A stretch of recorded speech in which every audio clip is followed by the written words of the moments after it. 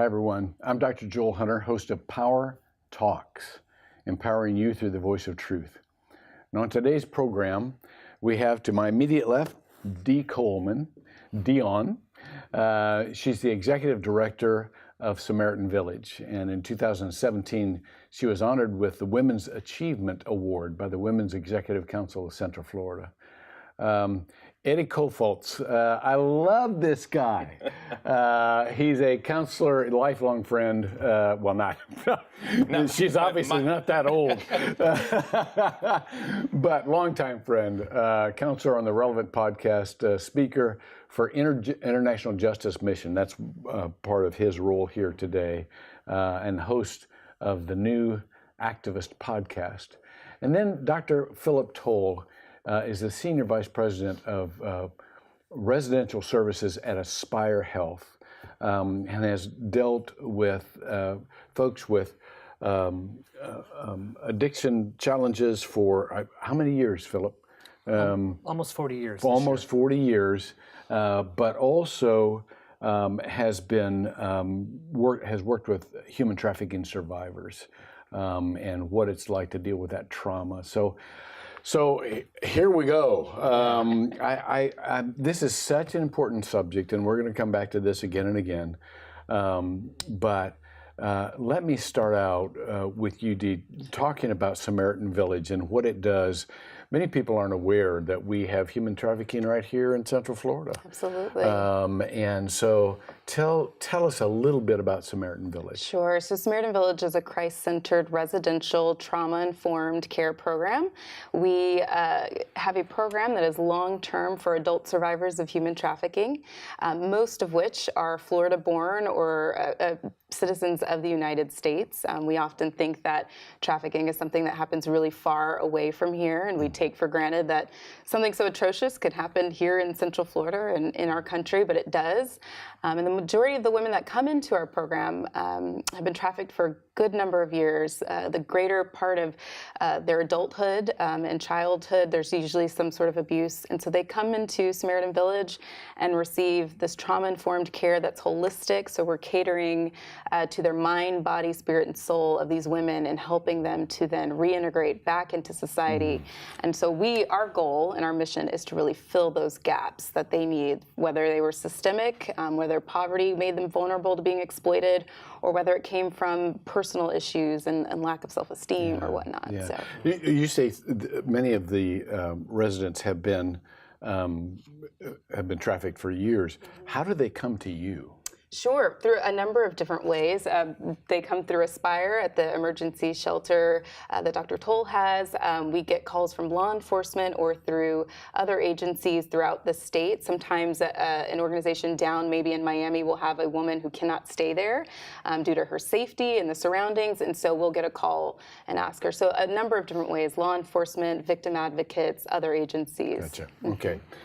Eddie, you have, should I call you Edward? Should we be formal? No, you get Eddie. Or Your Majesty? Or? Yeah, that'd be fine. Dr. Kofoltz, whatever you want. Whatever you want. Eddie's just fine. All right. You represent one of the largest organizations, if not the largest organization in the world, dealing with human trafficking. Yes, sir. International Justice Mission. Yeah. What have you learned in your tenure with International Justice Mission that people would need to know about the different forms of trafficking, or about the people, the people that are going through it? Is it different in domestic human trafficking, different than other countries? Yeah. Well, there's a lot to that. It is different domestically than it is internationally. And the reason is because the places that IJM works, we are dealing with a population, an undeveloped world, that they are living on less than $2 a day.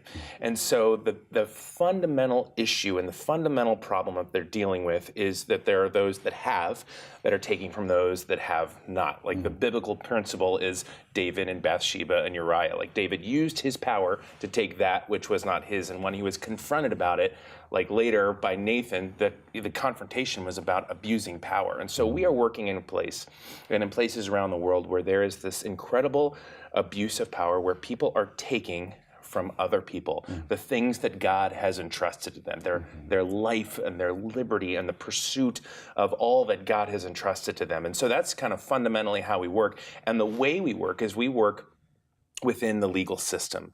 And in the entire planet, slavery is illegal. But in a lot of the developing world, these gears of justice have rusted to a halt.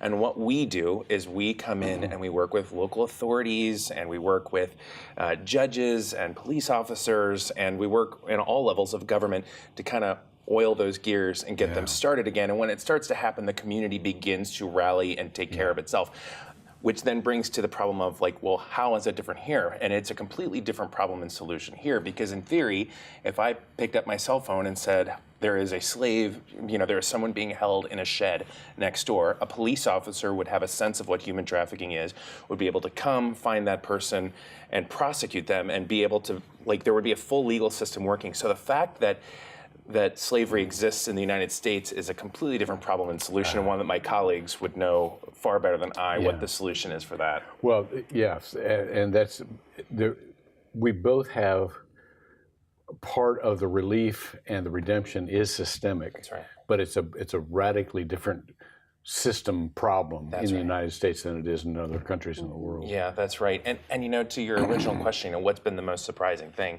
The surprising thing and has been how hopeful it is, because you think this is the saddest thing I could ever hear in my life. Like, the stories that we all hear overwhelm the soul, but also we're seeing different organizations and the church, more than anything, say, okay, we're going to figure out an end to slavery. We're going to figure out an end to human trafficking. And we're starting to see the ball roll downhill. Yeah. It's beautiful, actually.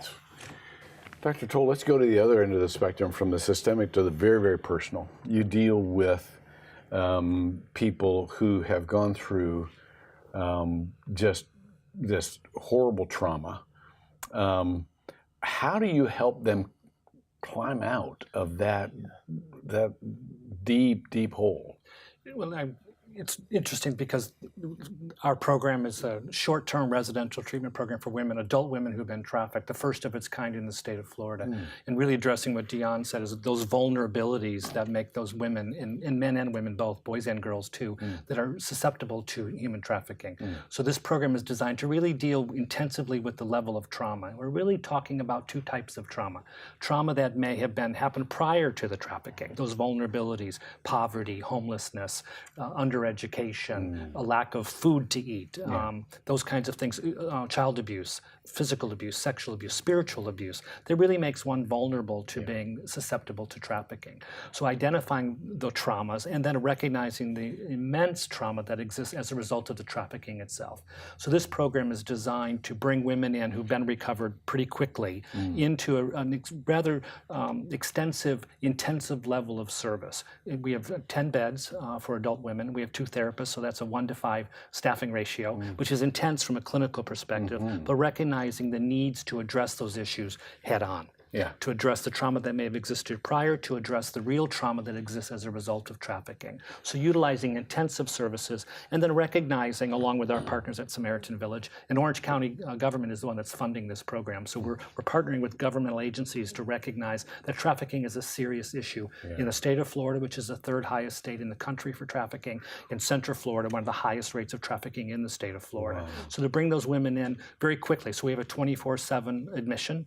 So law enforcement may call me at 2 o'clock in the morning and they have a traffic survivor, get her to our detox facility for evaluation, check her in, move her over to the program, and then begin those services immediately. Establishing what traumas exist, what traumas have been a result of the trafficking, and then to recognize what are their other needs. Whether it's homelessness and they need a permanent stable housing. It may not be permanent stable housing when they leave us, but it may be a safe house, that Samaritan Village is running, and others that then move them into another level of care once we resolve the issue, because they have medical issues that may have gone unaddressed for a very long period of time. Many of them are substance abusing. Many of those are opiate-dependent clients who may need medication-assisted treatment that we can offer, because that's one of the ways in which they've been controlled, is using substances. And then safeguarding their other health care issues. They may have a number of physical illnesses that have gone untreated, and some of them as a result of the trafficking itself. Let me ask you, this is going to sound like a weird question to those who are listening, but it's not going to be weird for you. One of the things that we experienced as one of the helping churches that helped with the immediate response to people who had been rescued, is the term, is the tendency to kind of go back to the lifestyle on your own. I mean, everybody who listens to this say, well, of course you'd want to get out. You'd be so relieved. You'd be so thankful. You'd never think about going back. But I know just from our own experience that people relapse and say, that's my normal life. I know how to live that life. I don't know how to live the life you're talking about. Yeah, it's painful, but I'm not sure I want to stick with this. How do you deal with that? Well, it's also related to some of those distorted thinking, those vulnerabilities that Dion was talking about. That, in the life of this individual, the women that we're dealing with, it may be, this is the only person who's ever loved me. Now, that's a distorted thought process, but that's all they may have had.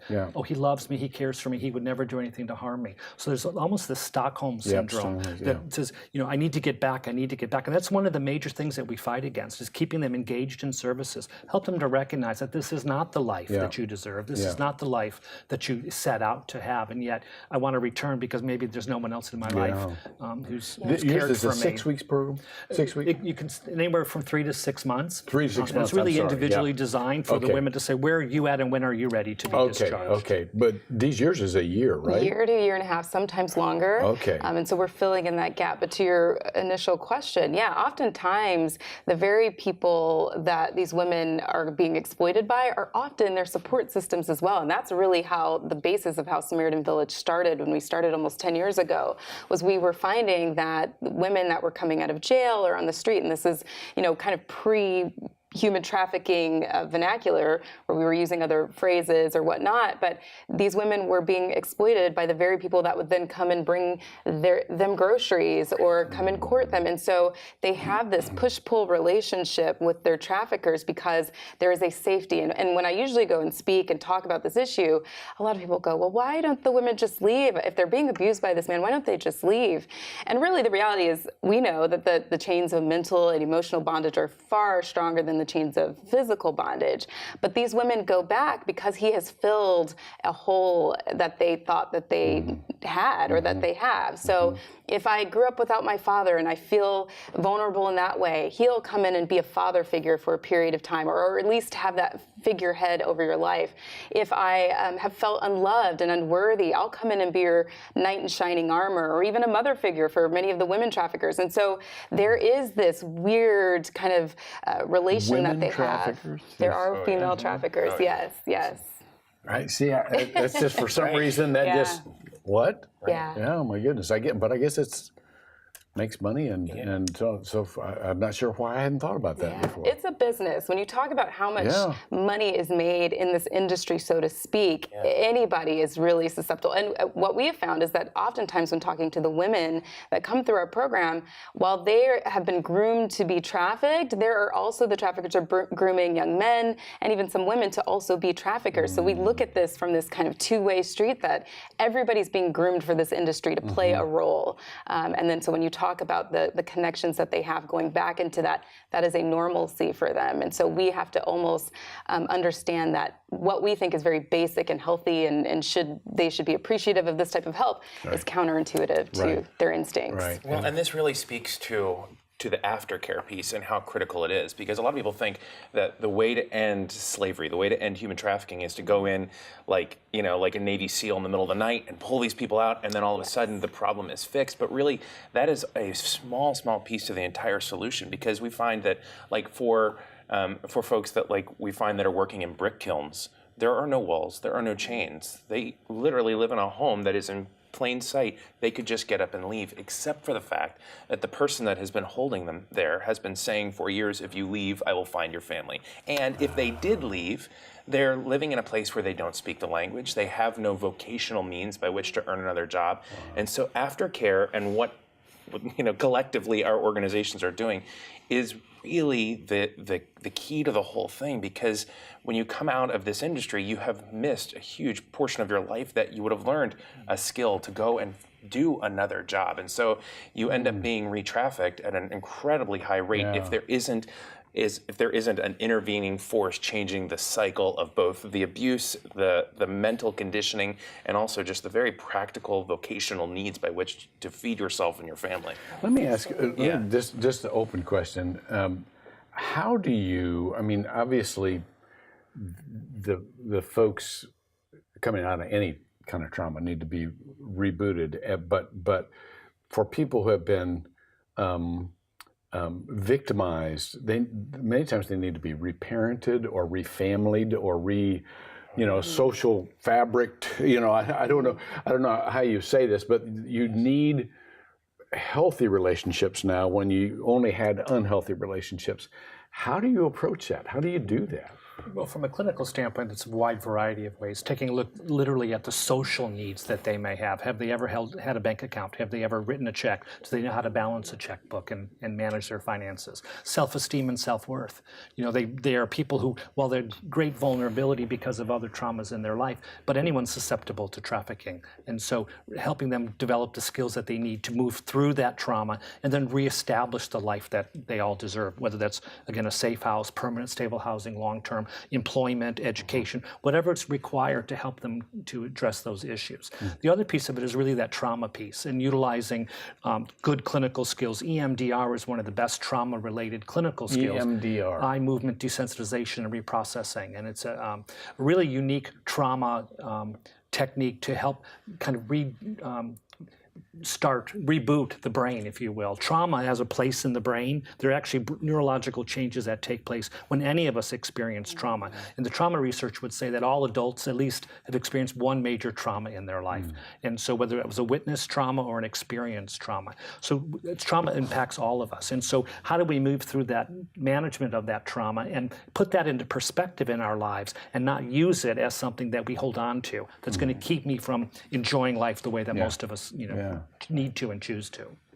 How would you answer that? Yeah, I think for us, we start very on with building community with the women, building trust, and then bringing in people in terms of being mentors to them, whether it's spiritual mentors or life mentors, family advocates at the end as they begin to reintegrate. What we found for us is that a woman could stay with us for 18 months and still, when she reintegrates back into society, still feel very vulnerable. And that's because what we found is that typically she doesn't have a community surrounding her to support her and to help guide her and to help continue, because recovery, as you guys can probably attest to, is lifelong for for the victims and survivors of trafficking. And so having people that can step in when we all have moments of struggle, but somebody that can step in and kind of support them, mentors, church community. We make sure when a woman leaves our program that she has these things set in place to support her for the long haul, because we don't want our program just to be a bubble. We want it to be sustainable for these women. Deanne mentions those advocates that are so essential to the ability for these women and men, boys and girls to really regain their footing in life. Those advocates are people who are non-judgmental, because there are plenty of people who want to point the finger and say, why didn't you leave? Again, there were no chains, and yet they are controlled through threats and intimidation, and many traffickers will say, well, I know you've got a 12-year-old sister, I'm coming after her next. And so in a way to protect their families, over 50% of those that are trafficked by family members and people that they know. Really? Yes, and so trying to help them regain a sense of safety and security, and it's that non-judgmental piece that's really key. I understand where you're coming from, I'm not blaming you. Life circumstance brought you to a place that none of us want to ever be in, and how do we help you regain the sense of who you are as a person? And that's really key. What I've been most shocked to see in the individuals that we get the opportunity to be a part of their rescue and their recovery is, first, they are not typically very happy. They are not. Oh, thank you for saving me, because this was the home they knew. Yeah. Right? If they are even, if they're a child, we've rescued, children before. These were their sisters. This was their people. As sick as it may be to like try to conceptualize that, this was still the home that they knew. And so many of them are upset because they were going to have a birthday party the next week, and now they're going to miss their birthday. And so much of what we have to do, and we do this through all of the means that have been talked about here, is you just have to reassure them over and over again, like, you are safe and you are home. And you just, the number of times that it takes through many different means to let them know that they are safe and that they are home, it's really astounding. But you see that the scales start to fall off, and then we get deep into the redemption piece of it, yes, sir. You talked about the hope, you're surprised by hope. What kinds of folks are getting involved now that have never been involved before? I mean, this is kind of for our culture, this is kind of a late breaking epiphany that there are people who are trafficked in our own communities. I've seen many caring communities ask, what can we do? How can we be a part of the solution? I know that Samaritan Village came out of a church, very dear to me church, and so that was part of what a church did, is say, well, let's build a staff with expertise that we don't have as a general congregation. And I know when Dr. Toll talks about a 3 to 6 month program, but they have to somehow then get into a stable social fabric that is the new norm for them. How are you seeing, or any of you could answer this, but let's start with you, Eddie. How are you seeing relationships made or communities open up that haven't been open before? Where are there successful stories there? There are, and I look no further than the role of the church, both internationally and locally. So for so many of our clients and the folks that we have the privilege to work with, when they get to the other side of their aftercare and they have shed as the trauma of what they have been through, they are vocationally, psychologically, socially ready to reintegrate into the world. So many of them find that their first safest step is a loving church, and that church is able to be a place that continues to say, you are safe and you are home, right? And brings them into the fold. And we see the church internationally really being the driving force behind forming the new relationships, the new family, being just friends and people that aren't judging them because of their past. And locally, it's the same. I mean, when IJM started 20 years ago, we would say, hey, there are over 40 million slaves in the world, and the church would gasp because, like you said, they just didn't know. Now they know. And so the church around the country is waking up and saying, what can we do? And they are leveraging the force of the church for the sake of people that are in slavery. And when that happens, and as that's happening, it's pretty unstoppable. Dr. Toll, does Aspire have communities into which they can refer these individuals after they get through the program? Oh, absolutely. The number of community partners. Samaritan Village is one of those, others that provide safe housing and supportive housing, in addition to partners like Goodwill Industries that help us build work skills, because many of these women have never worked before or haven't worked in a very long time. And then also relating to society, how do I address issues of normal relationships with people that are coworkers or peers, or my neighbors, in addition to medical providers. The Healthcare Center for the Homeless provides medical services, the health department. Those that have benefits can be provided, private services as well. Dentists have stepped up to the plate and provided dental care, because that's something that goes unattended to while in the midst of their trafficking. Of course. Dee, what about you? Yeah, I would echo both of their statements on that. The church is pivotal for us, and what we have found is that those that are in the church then open up additional doors. One of the issues or challenges that we have with the women, like Dr. Toll said, is with employment. And so what we've done is we have used the church to kind of mobilize their members, business owners, people that are in places of leadership in their organization that can then say, we will open up the doors, we will educate ourselves to then take on these women to employ them. So that's providing opportunity. But really, the church is really rising up on this issue and is opening so many opportunities for survivors to be able to reintegrate and to live their lives in a way that is healthy and sustainable. If there are organizations or leaders in organizations that are listening, whether they be, faith communities or they be, I don't know, Rotary clubs or something, any community organizations that I'd love to see if I can be of assistance, or we have a small group that gets together. We'd love to see if we can help. How would they even go about that? Lots of different ways. Yeah. I mean, I think the first just overarching principle is that I think that the greatest success is found when we lock arms and we are bridge building with each other. Mm-hmm. So we have found all around the U.S. in terms of churches that are actually really digging in with the very complex problem of ending slavery locally and globally. The ones that have done the best job are the ones that are going to either saying, we're going to work with this Catholic church and we're going to work with this other church that's completely fundamentally different than we are, but we're going to lock arms and we're going to be part of this organization, and we're together, we're going to tackle this, because it's when there are 20 different well-meaning, incredible, small little groups of people that are not working together that we end up muddying the waters. Sure. And so I would say, collaboration, I would say. None of us can do this alone. That's right. There are too many elements that are required and necessary for these women to regain the lives that they deserve. Yeah. And so, while we have a lot of resources available to us, we don't have all of them. So we need our housing partners. We do need our spiritual partners who can really help restore their sense of who they are as healthy individuals. Yeah. Perhaps a feeling they've never had in their entire life, or that was stolen from them and robbed from them during trafficking. And so one way to help us, you can reach out to me, Philip Toll at Aspire Health Partners. You can find my phone number in our auto attendant. Give me a holler. Let me know what you want to do, and we'll be happy to find a way to help. Thank you. We're going to have websites on the screen for you as we produce this, but I can't believe we're out of time already. No, and I know where to go. But all of you understand that part of the gospel that most of you who listen to this station believe in is that the job description that Jesus had is to set the captives free.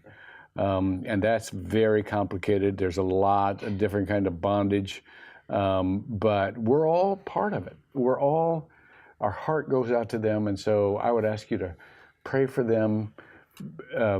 Pray for these providers as well. This is not easy work. So let's all covenant together that we're going to do anything we can to help these victims toward freedom, toward whole lives, because God made them for wonderful lives, and we can all be a part of it if we do it together. So thank you, Dee, Eddie, Philip. Thank you for being with us today. And I want you to remember that these discussions are just that. They're just discussions among us. We'd love to see you continue the discussions at home and go one step further, get involved. Because when power talks, you are empowered through the voice of truth. See you next time.